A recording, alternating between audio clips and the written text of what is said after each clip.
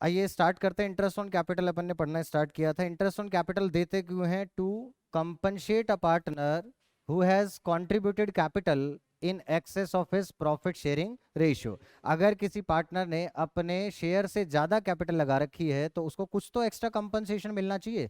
तो जितनी extra capital लगा रखी है उस पर उसको इंटरेस्ट मिल जाता है, और जिसने कम लगा रखी होती है उसको उतना इंटरेस्ट कम मिलता है। क्लियर यहां तक? इसके बाद मैंने बताया कि इंटरेस्ट ऑन कैपिटल ऑलवेज किस पर कैलकुलेट करते हैं अपन? ओपनिंग कैपिटल पर ही कैलकुलेट करते हैं। लेकिन इंपॉर्टेंट बात क्या है? After considering introduction and withdrawal of capital. After considering introduction and withdrawal of capital. फिर हमने कहा कि अगर अपने को नहीं देता है ओपनिंग कैपिटल, अगर ना दे, समटाइम्स क्लोजिंग कैपिटल गिवन होती है, तो अपन सबसे पहले क्या करते हैं? ओपनिंग कैपिटल कैलकुलेट करते हैं। कैसे कैलकुलेट करते हैं? Bye preparing partners capital account. कौन से मेथड के अकॉर्डिंग? मेथड अगर फिक्स्ड है तो फिक्स के अकॉर्डिंग, अगर फ्लक्चुएटिंग हो तो फ्लक्चुएटिंग। कल मैंने एक ही क्वेश्चन में दोनों तरीके से आपको बता दिया था कि मेथड अगर फिक्स्ड होगा तो कैसे निकालेंगे ओपनिंग कैपिटल, और अगर मेथड फ्लक्चुएटिंग होगा तो अपन कैसे कैलकुलेट करेंगे। फिर अपन ने बात करी कि जब आपके पास ओपनिंग कैपिटल आ जाए तो उस ओपनिंग कैपिटल पर इंटरेस्ट कैलकुलेट करेंगे। बट यहां पर भी ध्यान रखना, after considering introduction and withdrawal of capital. Interest on capital का यही आपके पास में क्वेश्चन था। आप देखते हैं, आगे चलते हैं अपन। 2.88 from the following balance sheet of long and short. दो पार्टनर हैं, एक पार्टनर लॉन्ग है, एक पार्टनर शॉर्ट है। Calculate interest on capital at the rate 8% per annum for the year ended 31st of March 2022।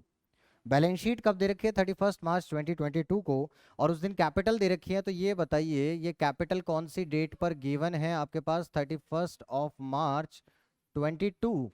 तो इसका मतलब ये ईयर एंड पर है, दैट इज क्लोजिंग कैपिटल है। आगे देखते हैं कैपिटल कितनी कितनी गिवन है। 1,20,000 गिवन है, 1,40,000 गिवन है। जनरल रिजर्व गिवन था, फिक्स एसेट, अदर एसेट्स, इनका कोई मतलब नहीं है। During the year long withdraw मतलब drawings 40,000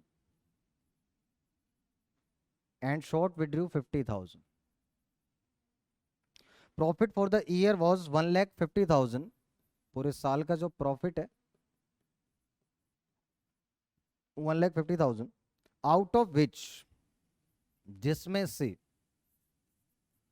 out of which rupees 1,00,000 was transferred to reserve। ये बात आपको समझ में आनी चाहिए। सबसे पहले देखें कि कैलकुलेशन करनी है इंटरेस्ट ऑन कैपिटल की eight the rate 8% per annum. Interest निकालने के लिए अपने को क्या चाहिए? Opening capital. बट ये गिवन कौन सी कैपिटल है? Closing capital. तो हमें सबसे पहले तो क्या कैलकुलेट करनी पड़ेगी? ओपनिंग कैपिटल निकालनी पड़ेगी। और ओपनिंग कैपिटल निकालने का तरीका क्या बना है? Partners capital account. मेथड कौन से मेथड से बना है? फिक्स्ड मेथड या फ्लक्चुएटिंग? क्वेश्चन के अंदर तीन तरीके से पता चलता है, क्या तो मेथड गिवन होता, या तो करंट अकाउंट के बैलेंसेस गिवन होते, या फिर आपके पास में फिक्स्ड कैपिटल लिखता। तो यहाँ पर कुछ भी नहीं है, तो मेथड कौन सा मानकर चलेंगे? फ्लक्चुएटिंग मानेंगे, और फ्लक्चुएटिंग के अकॉर्डिंग पार्टनर्स कैपिटल अकाउंट बना लेंगे। ठीक है, फ्लक्चुएटिंग के अकॉर्डिंग बना देंगे partners capital, partners capital account.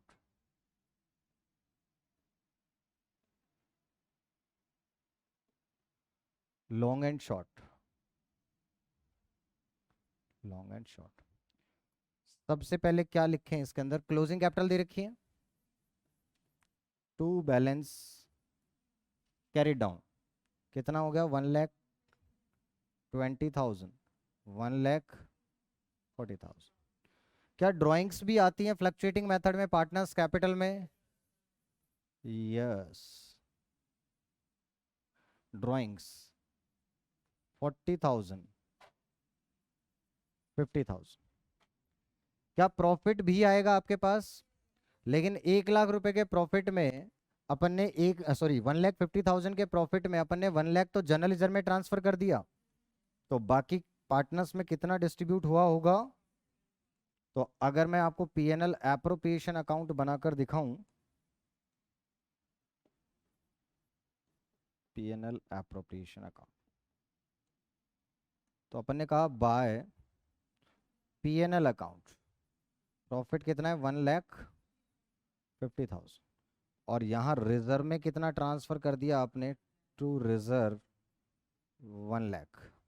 तो जो बाकी बच गया दैट इज डिविजिबल प्रॉफिट, कितना बच गया अपने पास 50,000, और इसको अपन ट्रांसफर कर देंगे पार्टनर्स में to profits transfer to longs capital and shorts capital. यहाँ करंट क्यों नहीं आया? क्योंकि मेथड क्या है? फ्लक्चुएटिंग। रेशियो क्या कोई गिवन है? नहीं है, तो 1:1 दैट इज 25,000 25,000। क्लियर है? तो ये प्रॉफिट भी आपके पास यहाँ आ जाएगा, that is by PNL appropriation account. आप इसको डायरेक्ट भी कर सकते थे, 1,50,000 माइनस 1,00,000, इसको किस रेशियो में? 1:1 में। This is 25,000। कोई प्रॉब्लम नहीं है।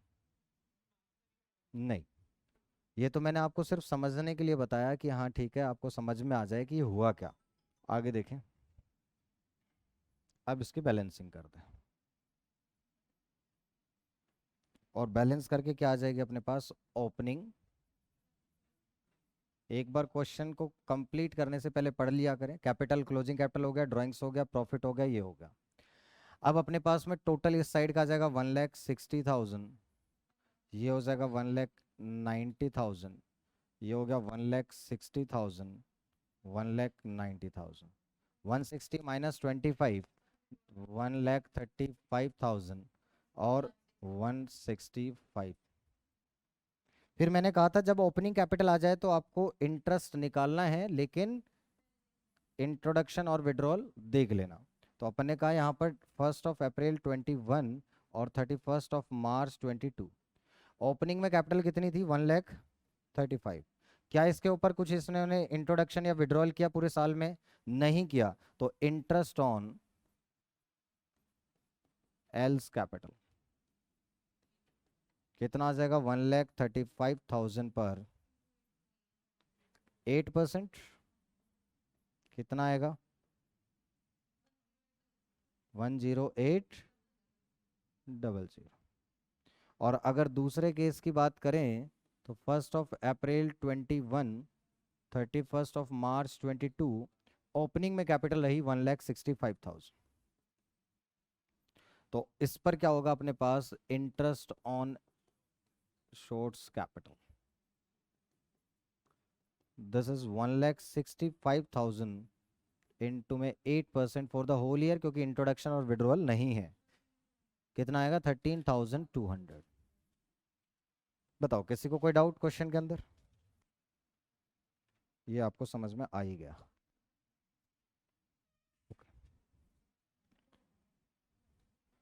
अब आइए question number 29, page number 2.89। Amit and भ्रमित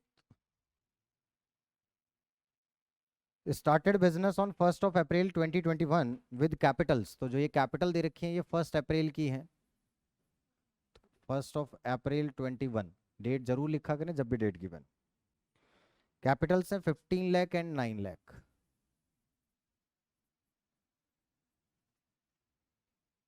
respectively. On 1 October 2021, they decided that their capital should be 12 lakh each. इन्होंने कहा, डिसाइड किया कि 1 अक्टूबर 2021 को हमारी दोनों की जो कैपिटल होनी चाहिए वो 12 लाख होनी चाहिए। इनका जो ये बैलेंस होना चाहिए कैपिटल का वो ये होना चाहिए। ठीक है। The necessary adjustments in capital were made by introducing और विड्रॉइंग बाय चेक। ठीक है, इन्होंने इंट्रोडक्शन कर लिया और विड्रॉल कर लिया। तो कितना इंट्रोडक्शन किया? इसने विड्रॉ कर लिया 3 लाख और इसने इंट्रोड्यूस कर दिए 3 लाख। इंटरेस्ट ऑन कैपिटल आपको कैलकुलेट करना है eight the rate 8% per annum.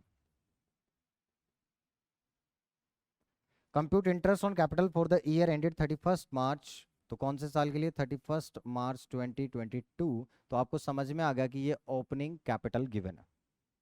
ठीक है यहाँ तक? अब आपके पास में किसका इंटरेस्ट कैलकुलेट करें अपन? पहले इंटरेस्ट ऑन एज कैपिटल। ठीक है, तो calculation of interest on A's capital में आप करेंगे तो ए का देखें आप, ओपनिंग था 1 अप्रैल 21, क्लोजिंग 31 मार्च 22। ओपनिंग कैपिटल इसने लगा रखी थी 15 लाख, इसने 1 अक्टूबर 21 को माइनस कर लिया 3 लाख। तो इस पर इंटरेस्ट कितना आ जाएगा? That is interest on A's drawing.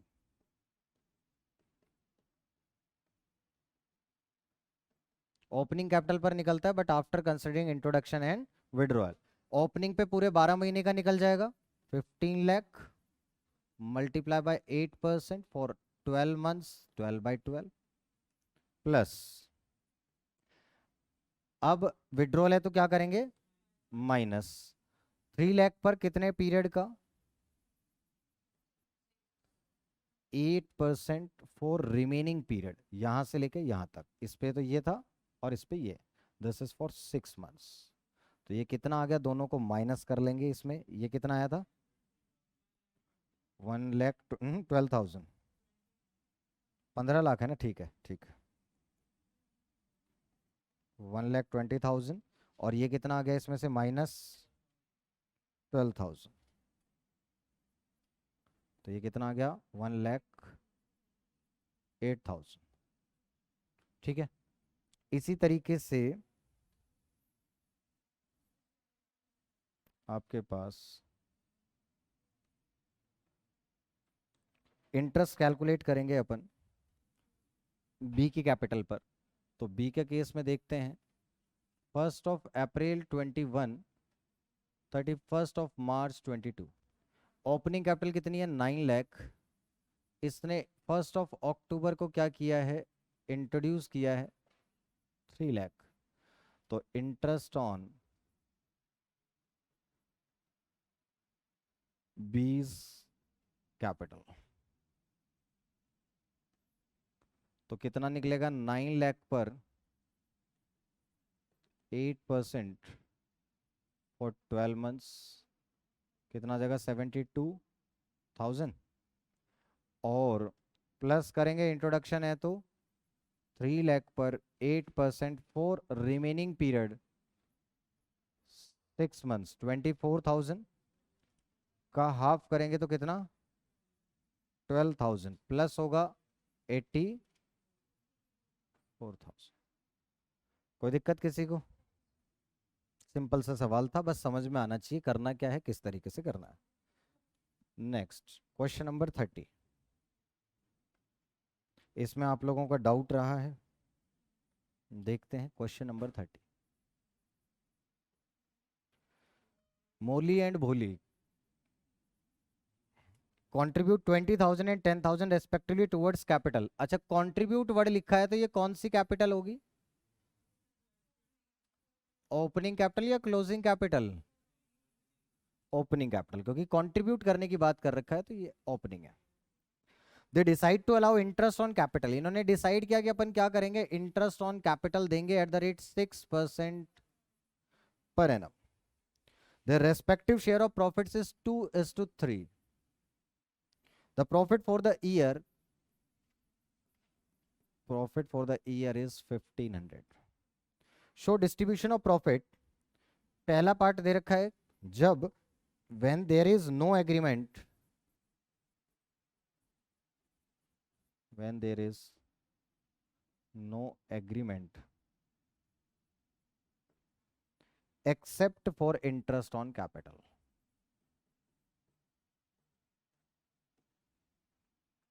पहला केस। सबसे पहले तो इंटरेस्ट निकालें। इंटरेस्ट कैसे निकलता है? ओपनिंग कैपिटल पर after considering introduction and withdrawal of capital. Question में क्या कोई इंट्रोडक्शन या विड्रॉल ऑफ कैपिटल है? नहीं है। इसका मतलब सिर्फ ओपनिंग कैपिटल पे डायरेक्ट निकल जाएगा। कितना? 6%। कितना हो गया? 1,200 और 600। तो आप एक चीज देखेंगे, इन दोनों का अगर मैं टोटल करूं तो टोटल अप्रोप्रिएशन कितनी हो गई? 1800। और प्रॉफिट कितना है हमारे पास? मुझे ये बताओ, इंटरेस्ट ऑन कैपिटल चार्ज है या एप्रोप्रिएशन है? एप्रोप्रिएशन है, कुछ ना कहे तो एप्रोप्रिएशन है, सीधी सी बात है। तो इन्होंने कहा कि ये तो कह रखा है कि इंटरेस्ट ऑन कैपिटल 6% देना, बट इसके अलावा कुछ नहीं बताया कि इसको चार्ज माने या एप्रोप्रिएशन, तो अपन क्या लेकर चलते हैं इसको? एप्रोप्रिएशन। तो ऐसी सिचुएशन में इंटरेस्ट ऑन कैपिटल क्या है? और एप्रोप्रिएशन में लाइन तो बहुत अच्छे से याद होगी, प्रॉफिट होगा तो देंगे, प्रॉफिट कम होगा तो कम देंगे, और नहीं होगा तो नहीं देंगे।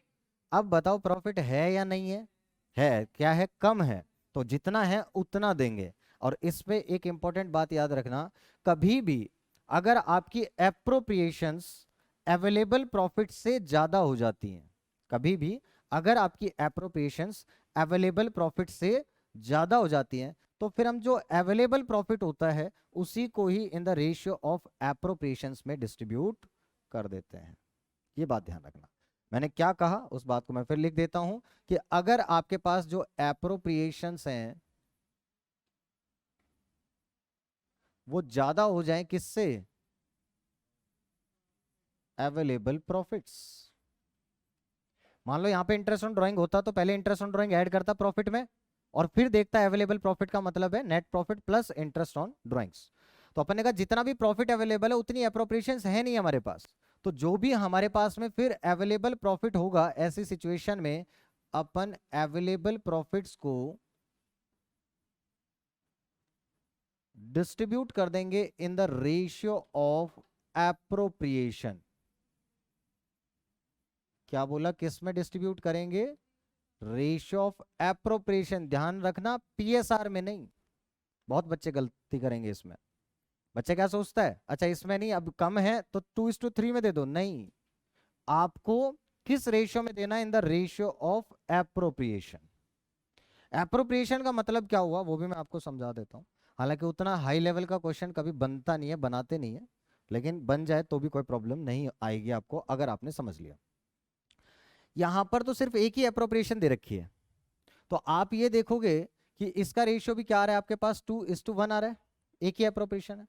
बट अगर मान लो इंटरेस्ट ऑन कैपिटल के अलावा सैलरी भी होती, एक एग्जांपल ले लेते हैं अपन कि यहाँ पे अगर दो पार्टनर होते, इनको एक को इंटरेस्ट ऑन कैपिटल देना था 1200, इसको 600, एक को सैलरी देनी है मान लो 3000, एक को कमीशन देना है मान लो 2000, ये अप्रोप्रिएशंस देनी है।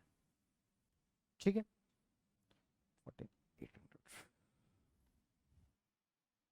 800। ठीक है, बात समझ में आई आपको यहाँ तक कि हमें ये अप्रोप्रिएशन देनी थी, बट प्रॉफिट कितना है अपने पास? 1500। अभी तो एक था, मैंने इसमें कई अप्रोप्रिएशंस ले ली। तो अपने को क्या करना है? टोटल ए को कितनी अप्रोप्रिएशन मिलनी है? 4200। और इसको कितनी? 1400। किस रेशियो में? 3:1। बात समझ में आई कि नहीं आई? कभी भी पीएसआर में नहीं बांटेंगे। जब भी प्रॉफिट कम होता है तो जितना अवेलेबल प्रॉफिट होता है उसको अपन किस रेशियो में डिस्ट्रीब्यूट करते हैं? इन द रेशियो ऑफ एप्रोप्रिएशन। और अगर एक से ज्यादा एप्रोप्रिएशन है तो सारी एप्रोप्रिएशंस का पहले टोटल करो, और जो टोटल करने के बाद जो रेशियो आएगा उस रेशियो के अंदर एप्रोप्रिएशंस को, मतलब अवेलेबल प्रॉफिट को डिस्ट्रीब्यूट करेंगे। अब अगला सवाल बच्चे के दिमाग में क्या आएगा? सर ये बताओ, इसमें इंटरेस्ट ऑन कैपिटल ये मान लो डिवाइड कर दिया, 1500 को 3:1 में डिवाइड कर दो, तो 4 से डिवाइड करोगे कि 750, 375, 375 तो ये हो गया, और 750 और 375 कितना हो गया? 1125। ये डिस्ट्रीब्यूट हो गया। अब बच्चे के दिमाग में क्या बात आ रही है कि सर ये बताओ, इसमें से इंटरेस्ट ऑन कैपिटल कितना, इसमें से सैलरी कितनी, इसमें से कमीशन कितना? हमें उस चीज पे जाना ही नहीं। रीजन क्या है? इन सब की जो इंपॉर्टेंस है वो सेम है, इनकी प्रायोरिटी नहीं है एक दूसरे के ओवर, ये सारे एक लेवल पर ही पेमेंट करना था, तो अपन तो डायरेक्टली लिख देंगे that is 2A's capital, 2B's capital, 1125 and 375। हमें किसी आइटम की प्रेफरेंस नहीं है दूसरे आइटम पर, तो इस वजह से हम किसी का भी नाम नहीं लिखते, डायरेक्टली आ जाएगा to profit transfer to A's capital, profit transfer to B's capital. A's capital में 1125, B's कैपिटल में 375। क्लियर है? क्लियर? तो ये बात आपको समझ में आनी चाहिए। अब आपको समझ में अगर आ गई है तो ये क्वेश्चन आपसे हो जाएगा। तो सिर्फ डाउट आपका क्वेश्चन उसी में होगा जिसका मैंने आपको कॉन्सेप्ट नहीं बताया होगा। एक बार जिसका कॉन्सेप्ट अपन कर चुके हैं उसके बाद में आपको डाउट होगा ही नहीं, ये पक्की बात है। ठीक है, तो इसलिए आपको डाउट आया, और कोई रीजन नहीं था। आइए तो क्या करें इस केस में, पीएनएल एप्रोप्रिएशन अकाउंट बनाना पड़ेगा।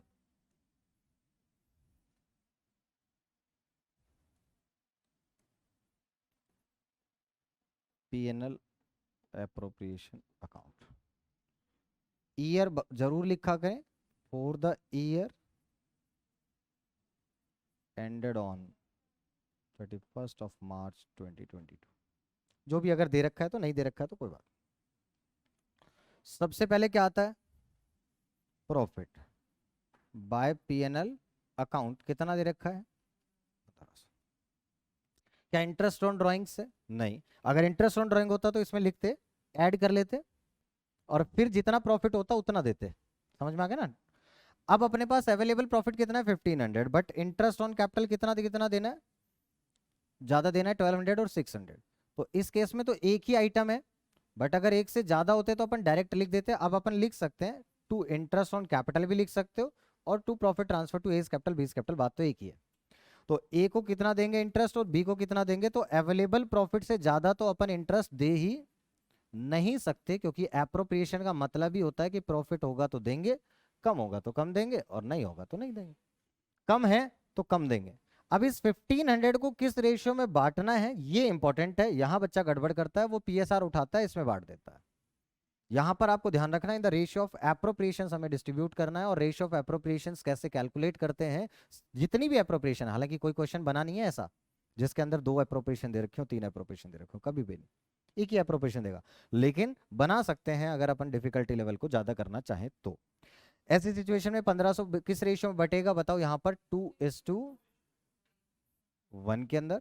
तो इसको 2:1 में कितना कितना आ जाएगा, 1500। बताओ आगे आंसर। पहला केस क्लियर हुआ? यस, यही तो बनाना था, बनाना क्या था। ठीक है, या अगर आपको इसमें डायरेक्ट सिर्फ इंटरेस्ट पूछा है तो आप ये भी दिखा सकते थे, और इंटरेस्ट पूछा होता तो आप इसको लिखना पड़ेगा, थोड़ा सा एक पॉइंट लिखना पड़ेगा। In this case the available profit is less than the appropriation, है ना, therefore available profit should be distributed in the ratio of appropriations, और ये शेयर निकाल के दिखा दो, बस इतना सा। ठीक, ये बात अपने को बात समझ में आई।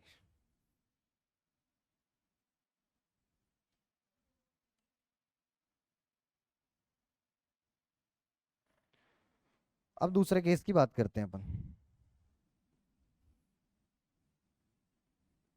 सेकंड केस, कि अगर ये दे रखा हो कि इंटरेस्ट ऑन कैपिटल क्या है, charge, when there is agreement,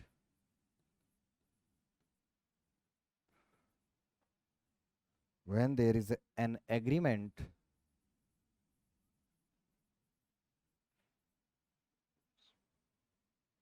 that interest on capital is a charge। जब ये दे रखा हो कि इंटरेस्ट ऑन कैपिटल को क्या ट्रीट करना है, चार्ज ट्रीट करना है।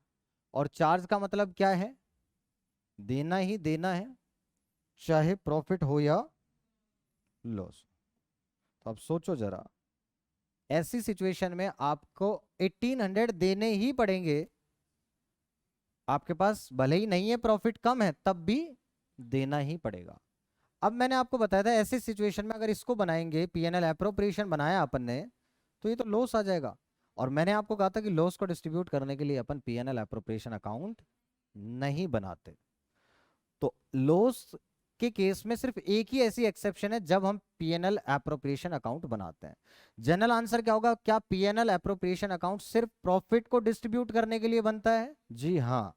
इस बात की कितनी एक्सेप्शन है, एक एक्सेप्शन है। क्या, अगर इंटरेस्ट ऑन ड्राइंग्स भी चार्ज करना है आपको लॉस के केस में, तो फिर तो पीएनएल एप्रोप्रिएशन बनाना ही पड़ेगा। और अगर इंटरेस्ट ऑन ड्राइंग्स नहीं है तो फिर लॉस के केस में पीएनएल एप्रोप्रिएशन अकाउंट नहीं बनेगा, पीएनएल अकाउंट बनेगा। अब बताओ इस केस के अंदर क्या आपके पास इंटरेस्ट ऑन ड्राइंग्स है या इंटरेस्ट ऑन ड्राइंग्स नहीं है? नहीं है। अगर इंटरेस्ट ऑन ड्राइंग्स नहीं है तो क्या पीएनएल एप्रोप्रिएशन अकाउंट बनाएं या पीएनएल अकाउंट बनाएं? पीएनएल अकाउंट बनाएंगे। ये बात आपको बात समझ में आनी चाहिए। इंपॉर्टेंट बात है, ये छोटी सी बात है लेकिन समझ में आनी चाहिए। और ये कोई समझ के पढ़ेगा उसी को समझ में आएगा, अदरवाइज तो बच्चा कंफ्यूज ही रहता है, रटे रटाए तरीके से गड़बड़ हो जाती है। तो अपन ने कहा यहां बनेगा पीएनएल अकाउंट।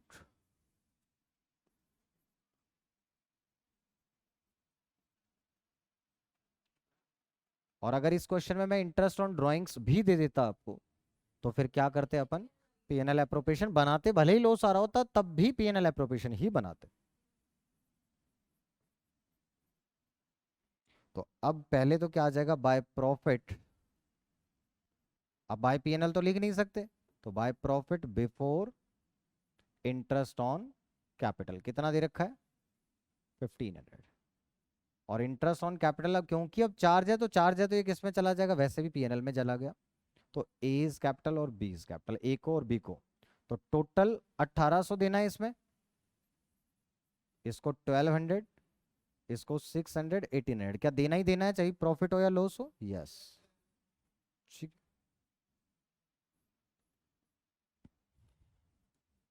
यहाँ क्या आ जाएगा आपके पास? By loss transfer to A is capital. जब डेबिट साइड बड़ी होती है तो लॉस आ गया, बी इज कैपिटल।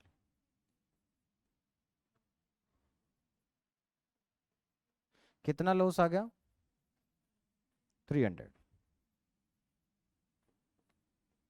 और अब इस 300 को किस रेशियो में बांटेंगे? पीएसआर में 2:3, 120 एंड 180। क्या अब ये सबको समझ में आ गया? यहां तक किसी को कोई डाउट है तो देख लीजिए। अब हमारा इंटरेस्ट ऑन कैपिटल का सिर्फ एक क्वेश्चन बचा है, क्वेश्चन नंबर 26। तो आज इसमें नई बात क्या सीखी कि अगर हमारे पास एप्रोप्रिएशंस ज्यादा हो जाएं अवेलेबल प्रॉफिट से, तो जो अवेलेबल प्रॉफिट होता है उसको अपन किस रेशियो में डिस्ट्रीब्यूट करते हैं? इन द रेशियो ऑफ एप्रोप्रिएशंस में डिस्ट्रीब्यूट करते हैं। दूसरी बात क्या सीखी कि क्या पीएनएल एप्रोप्रिएशन अकाउंट क्या सिर्फ और सिर्फ प्रॉफिट के केस में ही बनता है? यस। लेकिन इस बात की एक एक्सेप्शन है, लॉस के केस में कब बन सकता है? जब हमें इंटरेस्ट ऑन ड्राइंग्स भी चार्ज करना हो। अगर इंटरेस्ट ऑन ड्राइंग चार्ज नहीं करना तो पीएनएल अकाउंट बनाएंगे, और अगर इंटरेस्ट ऑन ड्राइंग्स चार्ज करना है तो पीएनएल एप्रोप्रिएशन अकाउंट बनाएंगे। ठीक है। अब मैं आपको एक छोटा सा टॉपिक बता रहा हूं, ये मैं सोचना आज पढ़ा रहा हूं, मैं पढ़ाऊंगा इसको दोबारा। एक टॉपिक है हमारे पास, पास्ट एडजस्टमेंट। वैसे कल अपने सारे कॉन्सेप्ट्स कंप्लीट हो जाएंगे। Past adjustment. अब एक चैप्टर आपने पढ़ा था 11th क्लास में, बहुत ही खूबसूरत चैप्टर था, रेक्टिफिकेशन ऑफ एरर्स। इतना मजेदार चैप्टर था। आइए, रेक्टिफिकेशन ऑफ एरर चैप्टर पढ़ा था आपने, या रेक्टिफिकेशन नहीं भी पढ़ा था तो भी कोई बात नहीं है, ये टॉपिक बहुत आसान है। देखो, रेक्टिफिकेशन ऑफ एरर बहुत बेसिक सा चैप्टर था। और आपके पास में बचपन में जैसे अपन लिखना होता था अपने को 5, अगर अपने को 5 लिखना होता और अपन ने गलती से 5 की जगह 2 लिख दिया, तो अब इस 2 को पहले क्या करते थे अपन? इरेज। ये गलत कर दिया, बचपन में तो यही करते थे, मैंने बचपन का पूछा ना। तो इसको 2 को इरेज करेंगे सबसे पहले, ये गलत था। फिर आपने दूसरा स्टेप क्या किया? इसका अपोजिट, मतलब जो किया था उसको 0 बना दिया, इरेज कर दिया। और तीसरे स्टेप के अंदर अपने को जो लिखना होता था वो लिखते थे अपन। कितने स्टेप फॉलो किए? 3 स्टेप। सबसे पहले गलती करी, फिर गलती का अपोजिट किया, जो गलती की उसको रब करके 0 कर दिया, और फिर जो सही लिखना था वो सही किया। इसी तरीके से रेक्टिफिकेशन ऑफ एरर में भी 3 ही स्टेप करते थे कि आपके पास में आपने गलत एंट्री कर दी, wages paid on the installation of machine. Machine के इंस्टॉलेशन पर अगर वेजेस देनी है तो एंट्री क्या होनी चाहिए थी? Machine to cash. बट कर क्या दिया आपने? Wages to cash. तो रॉन्ग एंट्री क्या हो गई? Wages to cash. तो अब इसको 0 बनाना है, मतलब इसको इरेज कर दो। अकाउंट्स में इरेज ऐसे कर नहीं सकते, तरीका क्या है, अपोजिट कर दो, राइट ऑफ कर दो, that is cash to wages 500 500। और फिर जो सही एंट्री करनी है वो सही कर दो तो करेक्ट एंट्री कर देंगे, that is machine account debit to cash account.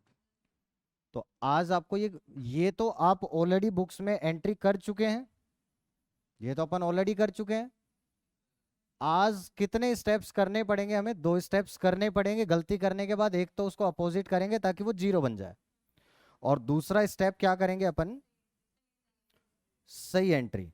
तो अपन क्या करें, इसको और इसको अगर मिला दें तो देखो क्या बन जाएगा आपके पास। अरे एक मिनट एक मिनट एक मिनट, उल्टा कर दिया मैंने, उल्टा लिखवाते थे अपन। इन दोनों को मिला दो, क्योंकि अपन ने उल्टा लिख लिया, पहले करेक्ट एंट्री लिखते थे अपन इसलिए। तो अपन क्या करें यहाँ पर, ये इन दोनों को मिला दे, क्योंकि आज क्या करना है आपको, 2 एंट्री डालनी है, एक तो अपोजिट और दूसरा करेक्ट एंट्री। तो आज अगर अपने को 2 एंट्री डालनी है, उसके बजाय अपन इनको कंबाइंड करके एक एंट्री डाल सकते हैं।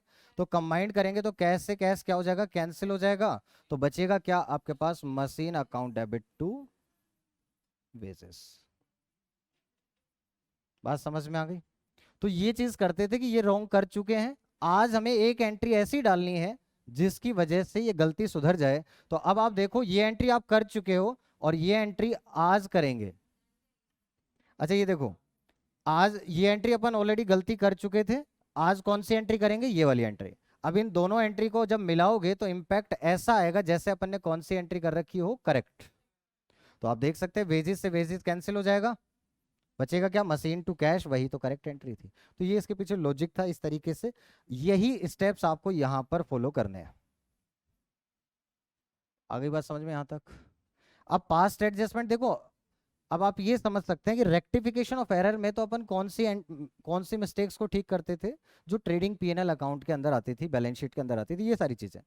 अब जो पीएनएल अप्रोप्रिएशन से रिलेटेड जितनी भी आइटम्स में गलती हो गई, इंटरेस्ट ऑन कैपिटल देना था, नहीं दिया, इंटरेस्ट ऑन ड्राइंग्स चार्ज करनी थी, नहीं चार्ज करी, या इंटरेस्ट ऑन कैपिटल देना तो था 10% से, दे दिया 9% से, इंटरेस्ट ऑन ड्राइंग ज्यादा चार्ज कर दिया या कम चार्ज कर दिया, प्रॉफिट शेयरिंग रेशियो गलत रेशियो में प्रॉफिट को बांट दिया आपने, पार्टनर को सैलरी देनी थी आपने नहीं दी, पार्टनर को कमीशन देना था आपने नहीं दिया। तो ये आइटम्स की जो एडजस्टमेंट हमें करनी पड़ेगी कि अपन बुक्स को क्लोज कर चुके हैं, उसके बाद अपने को पता चला कि हमने तो इंटरेस्ट ऑन कैपिटल गलत दे दिया, हमने तो इंटरेस्ट ऑन कैपिटल दिया ही नहीं, हमने पार्टनर को सैलरी दी ही नहीं। तो उस केस के अंदर क्या करते हैं हम, past adjustment. After closing the books of accounts it was discovered that there are some errors or omissions relating to partners, जो भी interest on capital, partner salary, इन सब चीजों से रिलेटेड अगर कोई एडजस्टमेंट है तो उसको ठीक करने के लिए एडजस्टमेंट करनी पड़ेगी, उसी को ही अपन क्या कहते हैं, पास्ट एडजस्टमेंट। स्टेप उसमें भी ऐसे ही फॉलो होते हैं जैसे आपके पास में इसमें किए थे। पहला स्टेप क्या है, जो गलत किया है उसको क्या कर दो, सही कर दो, दैट इज जो गलत किया उसका अपोजिट कर दो ना। सबसे पहला क्या करेंगे, जो गलत किया है उसका अपोजिट कर दो। दूसरा क्या करते हैं, जो सही करना है वो सही कर दो। और फिर तीसरी बात में बैलेंस निकालते थे अपन, उनको बैलेंसिंग करते थे दोनों का एडजस्टेड बैलेंस। तो इसी तरीके से यहां पर भी वही बैलेंस निकालना है।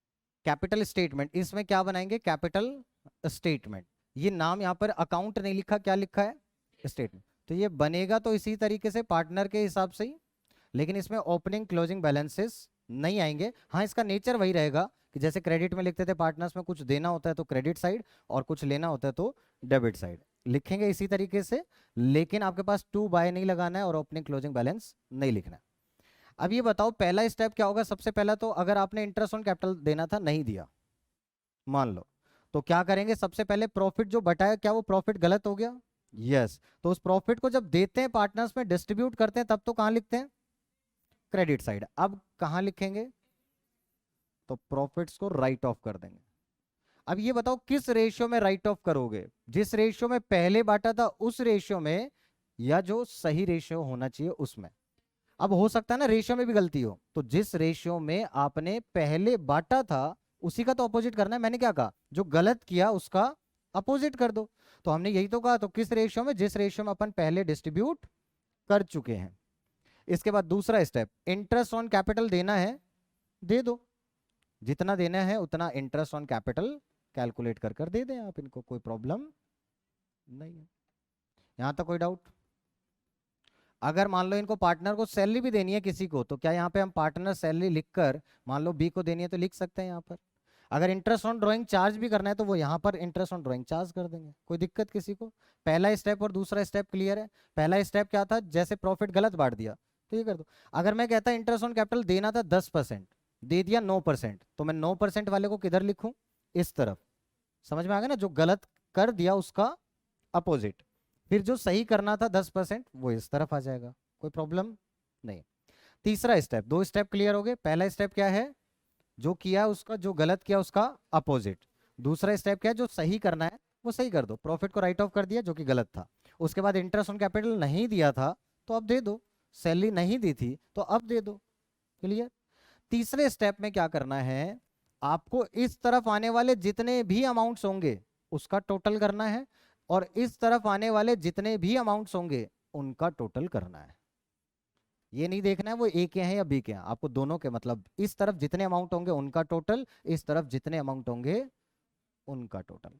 जिधर भी बैलेंस आएगा उसको लिख देंगे एडजस्टेड बैलेंस। क्या लिखते हैं उसको? Adjusted balance. और इस प्रॉफिट को किस रेशियो में बांट देना, ये करेक्ट डिविजिबल प्रॉफिट होगा, इसको किस रेशियो में बांट देना? करेक्ट रेशियो में। किस रेशियो में बांट देना इसको? करेक्ट रेशियो में। हो सकता है पहले वाले ही करेक्ट रेशियो, हो सकता है चेंज हो गया हो, मतलब कुछ गलती करी हो रेशियो में, तो करेक्ट रेशियो में बांट दो। और करेक्ट रेशियो में बांट कर इनका टोटल कर देना दोनों तरफ। इसमें बैलेंसिंग नहीं होती, इसमें क्या होगा? टोटल। इधर का टोटल, इधर का टोटल, ये टोटल, ये टोटल। इसको इससे कंपेयर कर दो, आंसर अपने आप एंट्री बन जाएगी। सिंपल सा है। हाँ, इंटरेस्ट ऑन कैपिटल मान लो 9% से दे दिया गलती से, तो इंटरेस्ट ऑन कैपिटल 9% वाला राइट ऑफ कर दो और 10% वाला करेक्ट हो गया। ठीक है।